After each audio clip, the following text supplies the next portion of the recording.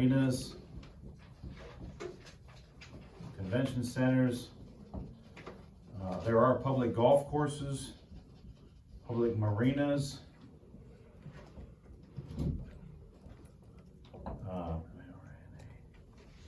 all kinds of rec department facilities, skate park and tennis and youth facilities, and so everything that operates out of your rec departments, all of those water parks like the Otter Creeks just up the road, and everything in and around that.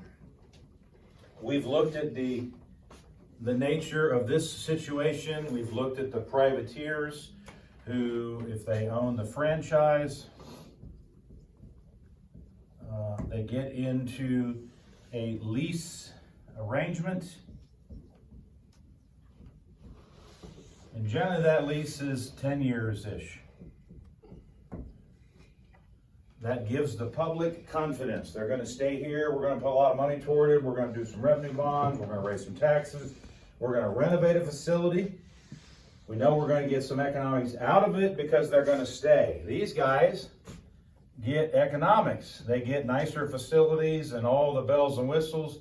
And the owners of franchise, they get to see their net asset value, the owner's equity, escalate. That's a great word. And that word means it goes up. There is capital appreciation. It's a term I talked about in the last 2 months. There is capital appreciation to be had. If I own a team and the city builds me a new stadium, it renovates my arena, enhances my convention center, it enhances the value of my team. I can sell more revenue through luxury boxes and merchandise and parking and all that, and the ownership here gets to absorb a portion of that. They're granted part of that in the lease. It's spelled out, so they make more money when the public coughs up more money. So it generally works in large part. The franchise owners, they really see the economic benefit as a privateer. There's a tremendous amount of wealth to be had. We've seen it for decades. If you own a team, you get a city to enhance your facilities. Now, what's fascinating is, for the most part of the history of this situation, these guys did not have to put much money into this. They didn't have to put much money into this situation. Most of the time, the public would pay for the facilities at the cost of tens of millions to hundreds of millions of dollars. Now, that changed in the last 15 or 20 years. Really, probably less than that, to be honest. Once we came out of the 1990s into the 21st century, and we had Y2K, and we had the market crash of 03, we had a housing and bond crash in 08, and so the economics of society have greatly changed. And in the current era, when we build and renovate these new facilities, there's a little bit more of a shared responsibility. So that's just a note I want to make today. One of two things is there is shared responsibility.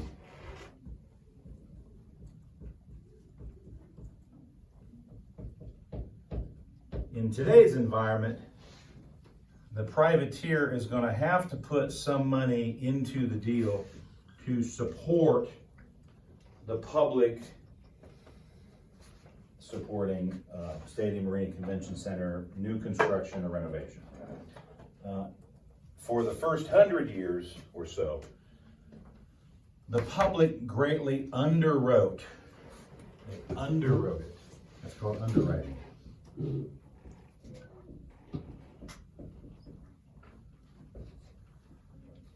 We learned about subsidy. The public subsidized these things. And these guys would benefit economically. And then people started to realize, you know what? They're paying a lot of taxes to build a new facility, and these guys get to reap the benefits. And the public does not reap much benefit. Now, the selling point was always, well, you get more entertainment. You get to have bowl teams, and you get to have tennis and hockey and soccer and football, and you get to have, yeah, that's true. We get to have entertainment in our community, and that creates more jobs. So there is what they might call the economic impact. And they do a lot of economic impact studies. And there is economic enhancements to the city. You have ball teams, you have home games, people come from out of town, they stay at hotels, they fly into your airport, they rent your cars, they go to the restaurants. So there's economic activity for money outside of the community that comes into the community that benefits the community.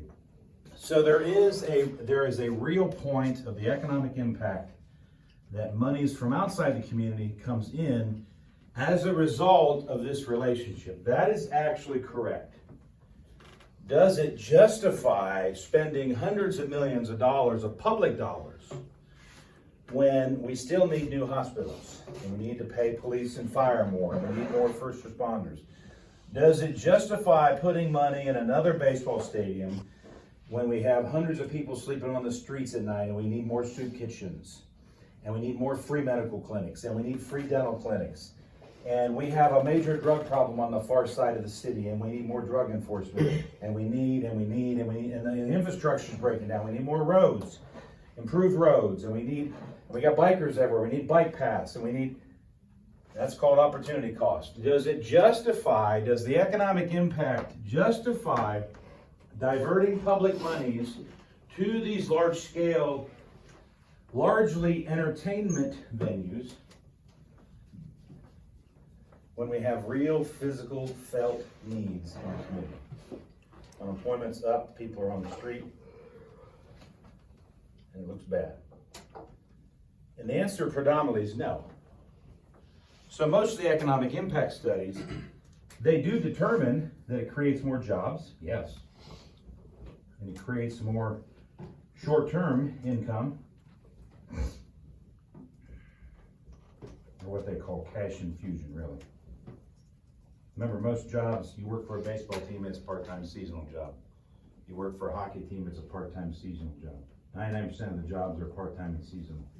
And a lot of times it's people that already work a first job take a second job, or it's old retirees that want to go work at the ballpark. So there are jobs that are offered, there is income that's brought into town, there is branding. Your community can be branded. You have a professional sport team, or you have two, or you have three, or you have enhanced facilities, and you get your name in lights and magazines and in newspaper articles. So there is an enhanced brandedness that comes with supporting these new entertainment venues. Unfortunately, and Dr. Boulay talks about this all the time, the opportunity cost is very large.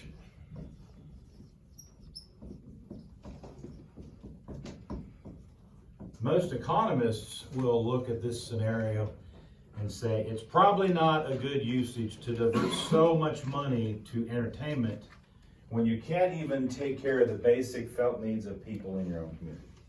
And that's a hard one for people to swallow. And as somebody who's a sport fan, it's very hard for me to read some of the literature and digest it, but the truth is, when you look at the reality of the scenario, opportunity cost in the lives of people, it's not a good use. Now, Rome found this out. They built all these colosseums thousands of years ago, and they entertained magnificent sport. And by the time the Roman Empire fell, one of the downfalls of the Roman Empire was the fact that they put so much money into supporting entertainment and not actually taking care of the individual people. Taking care of their military, taking care of their civil society, taking care of their public infrastructure, things like that. So you can read more about that in your sport history class. We, unfortunately, in some regards, we as society probably repeat some of the same patterns and habits that they did 2,000 and 3,000 years ago. Now, there's one other downside that is very reality to us. Let me just weave that in here, and then we'll call it a day. The people who live in the community. Now, this is a fascinating example. The people who live in the communities of life where these major projects are occurring, they often have to pay twice to get 1 unit of value. Once you've written that down, I'll tell you what that means. It's a fascinating look. People who live in the community, they pay the taxes. Whoops, it spelled worth the darn thing. They pay taxes locally. And that would include any increases for entertainment or specialty taxes designated for entertainment.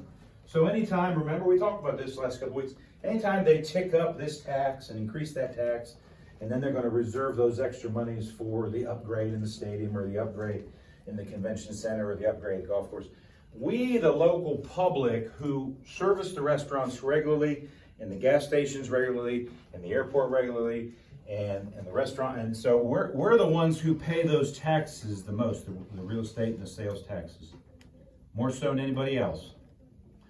So we, the local people, bear burden. And that's a financial burden. At the same time, Nolan, you're going to love this one. At the same time, Elizabeth, as I'm paying for the facility to be built, once the facility is built, do you think I get a free season pass? No. You're kidding. I just paid to have it built. They also charge you to do what? You'll actually enjoy it. To use it, it's called a usage charge. What US? I just built the stadium. Now you want to charge me for tickets to go in. That's the double charge. I just built the arena. Or at least I paid my portion of it. And now they charge me for tickets to get in. Or the convention center. So it is the people who live locally that always get hit the hardest. Because they'll pay the taxes, and if the city floats bonds, who do you think is responsible for the bonds? In the end, it's the community who has to support it one way or another. And then I want to go use the entertainment facility. And you charge me to get in. But yet I've already paid for it to be built. Who wins in the end? The capitalists always win. The owners and the players and the coaches and really anybody associated here, they get the most benefit off of the backs of, the breaking backs of the local people. You want to be a pro athlete? You're stepping on others to do that. Because you're making them pay for your facilities and then pay you to go play at the same time.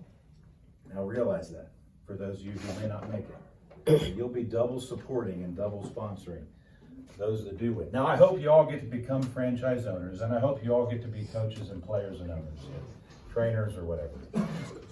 But the truth is, the few benefit at the expense of the many. Now, how many times have you heard that in the world? The elite benefit by controlling the rest of society. Elite corporations gouge the rest of society. The few benefit from the many. It's pretty common practice throughout history. It's not hard to come by. In this scenario, as unfortunate as it is, this scenario has worked real well to provide qualified entertainment, to keep it updated, to really do well. The franchise owners, you can't fault them for being capitalists. The system is in place and they take advantage of it. They take advantage of the taxation. They take advantage of the economic opportunities. They even take advantage of the public by holding them hostage, forcing them to build or update stadiums, arenas, and convention centers. And they've watched their net asset value and their equity increase and escalate at alarming rates. We now have sport franchises worth in the billions of dollars, billions. Whereas 10 and 15 years ago, they were only hundreds of millions. So there's tremendous equity to be gained from this this model. Unfortunately, it's always at the expense of the public. And if you talk to Dr. Boulay enough, it's always at the expense of everything else that we could have put that money into. Hospitals and roads and clean water, food for the poor. I could go on and on and on about that. You can read more about that if you like. Any questions about that? Our exam on Wednesday at what time? 10:30. 10.